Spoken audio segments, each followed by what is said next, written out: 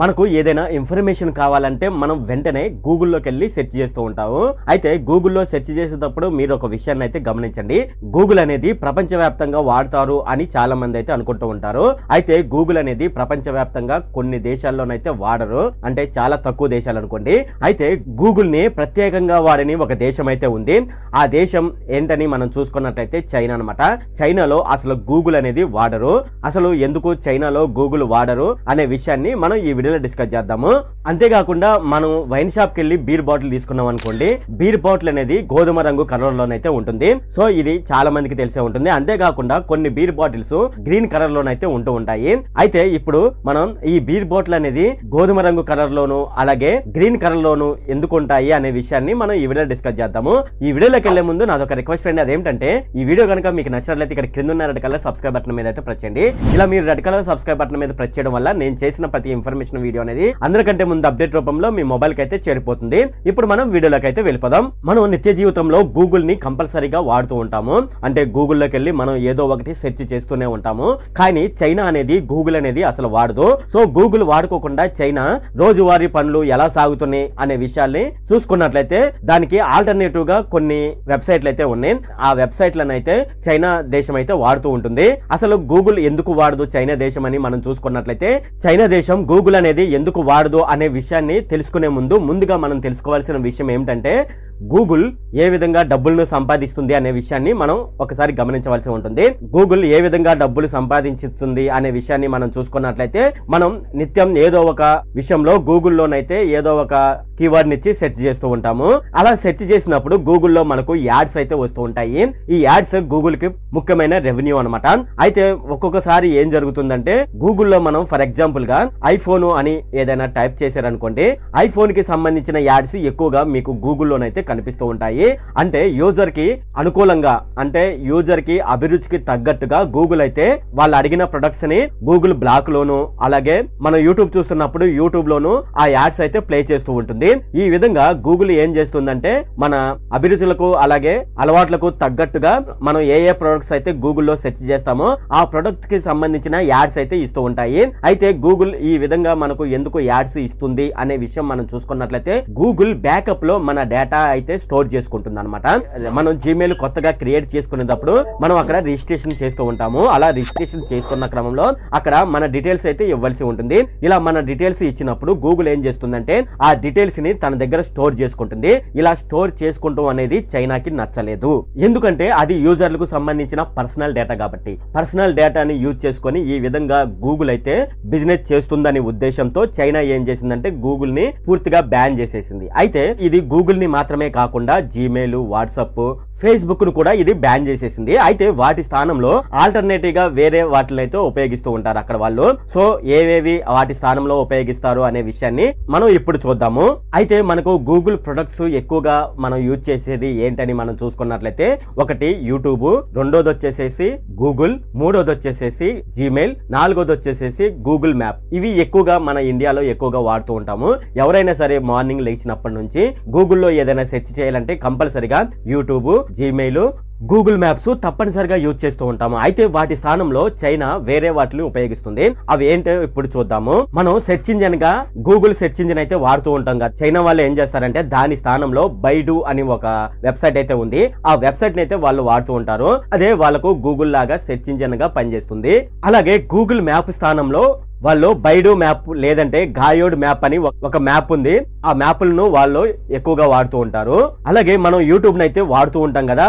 వాళ్ళు ఏం చేస్తారంటే యూట్యూబ్ స్థానంలో టౌడ్ అనే ఒక వెబ్సైట్ ని అలాగే టౌడ్ అనే ఒక యాప్ అయితే వాళ్ళు వాడుతూ ఉంటారు. అలాగే జీమెయిల్ ఉంది కదా, జీమెయిల్ స్థానంలో వాళ్ళు యాహూ మెయిల్ లేదంటే క్యూ మెయిల్ అని ఒకటైతే ఉంటుంది. అవి అక్కడ వాడుతూ ఉంటారు. అలాగే మనం ఎక్కువగా గూగుల్ ట్రాన్స్లేటర్ ని వాడుతూ ఉంటాం కదా, దాని స్థానంలో వాళ్ళు బింగ్ ట్రాన్స్లేటర్ అయితే ఒకటైతే ఉంది. ఆ బింగ్ ట్రాన్స్లేటర్ ని వాళ్ళు వాడుతూ ఉంటారు. మన దగ్గర మొబైల్ ఆండ్రాయిడ్ మొబైల్ అయితే ఉందనుకోండి, మనం ఆండ్రాయిడ్ మొబైల్ లో ప్లే స్టోర్ దేన్ని వాడుతూ ఉంటాము, గూగుల్ ప్లే స్టోర్ అయితే వాడుతూ ఉంటాము. అయితే వాళ్ళు గూగుల్ ప్లే స్టోర్ స్థానంలో కిహూ ప్లే స్టోర్ లేదా బైడు ప్లే స్టోర్ లేదంటే టెన్సెంట్ అనే ప్లే స్టోర్ అయితే వాళ్ళైతే అక్కడ వాడుతూ ఉంటారు చైనాలో. ఇవే కాకుండా వాళ్ళు వేరే వేరే ప్రత్యామ్నాయాలను కూడా అక్కడ వాడుతూ ఉంటారు. అదేమిటంటే స్పాటీ అని ఒకటైతే ఉంది, అందుట్లో ఎక్కువగా సంగీతం అయితే వింటూ ఉంటారు. సో ఈ స్పాటీ అనే యాప్ ప్లేస్ లో వాళ్ళైతే క్యూక్యూ సంగీతం అని ఒకటైతే ఉంటుంది, అంటే క్యూక్యూ మ్యూజిక్ అనమాట. ఆ క్యూక్యూ మ్యూజిక్ అయితే వాళ్ళు అక్కడ వాడుతూ ఉంటారు. అలాగే ఇన్స్టాగ్రామ్ ఎక్కువగా వాడుతూ ఉంటారు కదా, అలాగే అక్కడ ఇన్స్టాగ్రామ్ కి బదులుగా జియా హోంగ్షు అనే ఒక యాప్ నైతే వాడుతూ ఉంటారు. అలాగే వాట్సాప్ కి బదులుగా వాళ్ళు వీచాట్ లేదంటే లైన్ అనే ఒక యాప్ నైతే వాడుతూ ఉంటారు. వీటి ద్వారా వాళ్ళు చాటింగ్ చేసుకుంటూ ఉంటారు. ఇక షార్ట్స్ చేసుకోవడానికి టిక్ టాక్ ఉంది కదా, ఈ టిక్ టాక్ నే ఎక్కువగా వాడుతూ ఉంటారు. ఎందుకంటే ఈ టిక్ టాక్ స్థానంలో ప్రత్యామ్నాయం తీసుకురాలేదంటే వాళ్ళు టిక్ టాక్ అనేది చైనాకి సంబంధించింది కాబట్టి వాళ్ళు ఎక్కువగా టిక్ టాక్ నే ఎక్కువగా ప్రిఫర్ చేస్తూ ఉంటారు. టిక్ టాక్ నే ఎక్కువగా వాళ్ళు వాడుతూ ఉంటారు. అలాగే మనం ఏదైనా ప్రొడక్ట్ కొనాలంటే మనం ఎక్కువగా అమెజాన్ లేదంటే ఫ్లిప్కార్ట్ ఎక్కువగా వాడుతూ ఉంటాం కదా, అలాగే అక్కడ వాళ్ళు ఏదైనా ప్రొడక్ట్ ని ఆన్లైన్ ద్వారా బుక్ చేసుకోవాలంటే వాళ్ళు ఏం చేస్తూ ఉంటారంటే ఆలీబాబా లేదంటే బ్యాంగూద్ అనే షాపింగ్ వెబ్సైట్లను అయితే అక్కడ ఆన్లైన్ షాపింగ్ కోసం వాడుతూ ఉంటారు. అయితే చాలా మందికి ఒక డౌట్ అయితే ఉంది, అదేమిటంటే ఆండ్రాయిడ్ యాప్ స్థానంలో వేరే యాప్స్ యూజ్ చేసుకున్నారు కదా, మరి ఐఫోన్ ఉంది కదా, ఐఫోన్ అనేది iOS ఆపరేటింగ్ సిస్టమ్ అయితే ఉంటుంది. అయితే దీని స్థానంలో ఏది వాడతారంటే ఆండ్రాయిడ్ ఫోన్ కు సంబంధించి ప్రత్యామ్నాయాలు అయితే అక్కడైతే ఉన్నాయి, కానీ అక్కడ iOS కి సంబంధించిన ప్రత్యామ్నాయాలు అయితే అక్కడ లేదు. కంపల్సరిగా అక్కడ ఐఫోన్ ఎవరైతే వాడతారో వాళ్ళైతే iOS ఆపరేటింగ్ సిస్టమ్ నే కంపల్సరిగా వాడవలసి ఉంటుంది. అంతేకాకుండా అక్కడ ఆండ్రాయిడ్ కు సంబంధించి అలాగే గూగుల్ కి సంబంధించి ప్రత్యామ్నాయాలు అయితే ఉండడం వల్ల వాళ్ళు ఏంటంటే ఆ ప్రత్యామ్నాయాలను యూజ్ చేసుకొని వాళ్ళు నిత్య జీవితంలో వాళ్ళకు కావాల్సినవన్నీ ఆ వెబ్సైట్ల ద్వారా అయితే పొందుతూ ఉంటారు. అయితే మనం చైనా చూసి ఏం నేర్చుకోవాలనే విషయాన్ని ఇక్కడ చూద్దాము. చైనా దేశం మనం చూసుకున్నట్లయితే చైనా దేశం అనేది ఇతరుల మీద ఆధారపడటం లేదు, అవి సొంతంగా తమకు కావాల్సినవి తామే తయారు చేసుకుంటున్నాయి. అయితే మన ఇండియా చూసుకున్నట్లయితే మన ఇండియా ప్రతి విషయంలోనూ వేరే దేశాల మీద ఆధారపడుతూ ఉంది. ఇది మన ఇండియాకు ఉన్న డ్రాబ్యాక్ అని చెప్పుకోవచ్చు. అంతేకాకుండా చైనా తమకు కావలసిన వస్తువులను అలాగే తమకు కావలసిన ప్రత్యామ్నాయాలను అది తయారు చేసుకోవడమే కాకుండా వాటిని వేరే వేరే దేశాలకి ఎగుమతి చేస్తున్నాయి. ఇది గొప్ప విషయం అని మనం చెప్పవచ్చు. నేను పైన చెప్పినవే కాకుండా ఇంకా ప్రత్యామ్నాయాలు చైనాకి సంబంధించి ఏమైనా ఉన్నాయి అనుకోండి, మీరు కింద కామెంట్ సెక్షన్ అయితే తెలియజేయండి, ఎందుకంటే బహుశా నేను అవి మర్చిపోయి ఉండవచ్చు. ఈ వీడియో చూస్తున్న వాళ్ళలో ఎంతమంది వైన్ షాప్ కి వెళ్ళి బీర్ తాగుతారు? ఒకవేళ వైన్ షాప్ కి వెళ్ళి బీర్ తాగే వాళ్ళు ఎవరైనా ఉన్నట్లయితే మీరు కింద కామెంట్ సెక్షన్ లో అయితే తెలియజేయండి. అయితే మనం వైన్ షాప్ కి వెళ్ళి బీర్ కొనుక్కున్నప్పుడు ఆ బీరు గోధుమ కలర్ రంగులో ఉంటుంది, కానీ వైట్ కలర్ లోనైతే ఉండదు. కానీ బీర్ కొనుక్కున్న తర్వాత ఆ బీర్ ని తాగాలంటే వైట్ కలర్ గాజు గ్లాస్ లో పోసుకొని తాగుతారు. కానీ బీర్ అనేది వైట్ కలర్ గాజు గ్లాస్ ఎందుకు పోసి నిల్వ చేయరు అనే విషయాన్ని మనం ఈ వీడియోలో డిస్కస్ చేద్దాము. అలాగే మరికొన్ని సీసాలు చూసుకున్నట్లయితే అవి గ్రీన్ కలర్ లోనైతే ఉంటాయి, అవి కూడా ఎందుకు గ్రీన్ కలర్ లో తయారు చేస్తున్నారు అనే విషయాలు కూడా మనం చూద్దాము. అలాగే కొంతమంది నిపుణులు చెప్పిన దాని ప్రకారం మనం చూసుకున్నట్లయితే బీర్ ని గాజు గ్లాసులో నిల్వ చేసి పెట్టడం అనేది 19వ శతాబ్దంలో స్టార్ట్ అయింది. అయితే మొదట్లో వీళ్ళు ఏం చేశారంటే బీర్ ని గోధుమ కలర్ లాంటి గాజు సీసాలో పెట్టుకోకుండా వాళ్ళు ఏం చేశారంటే మొదట్లో వైట్ కలర్ గాజు సీసాలోనైతే ఫస్ట్ నింపడం జరిగింది.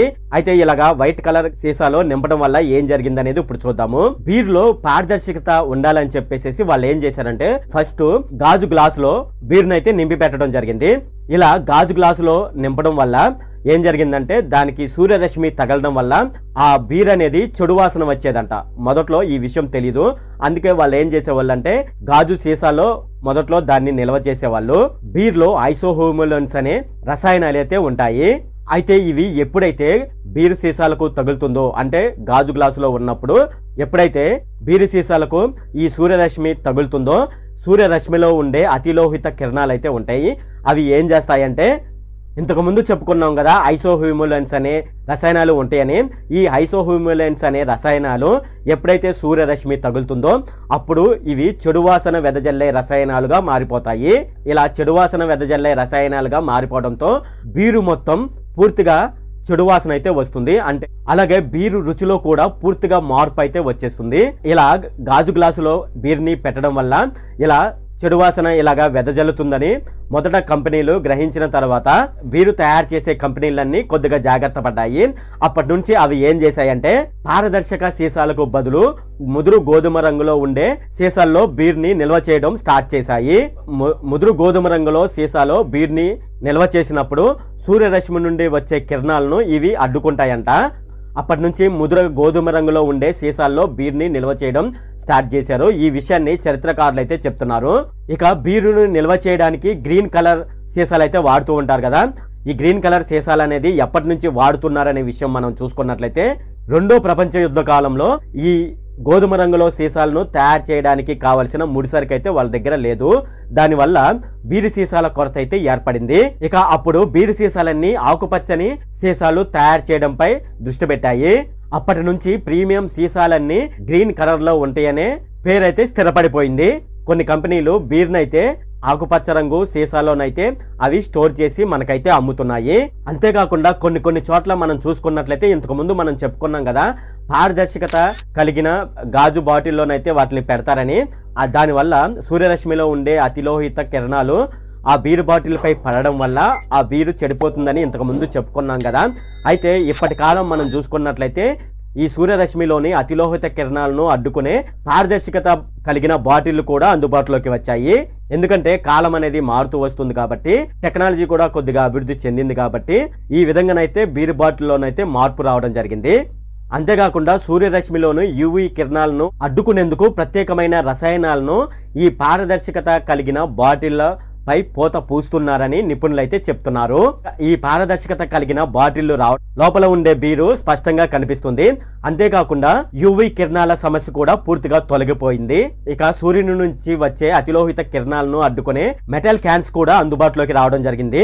మనం చూసుకున్నట్లయితే మనకు పెప్సీ క్యాన్స్ లో వస్తుంది కదా, అలాగే థమ్స్అప్ కూడా క్యాన్స్ లో వచ్చేది కదా. ఇప్పుడు బీర్ కూడా అటువంటి క్యాన్స్ లోనే రావడం జరిగింది.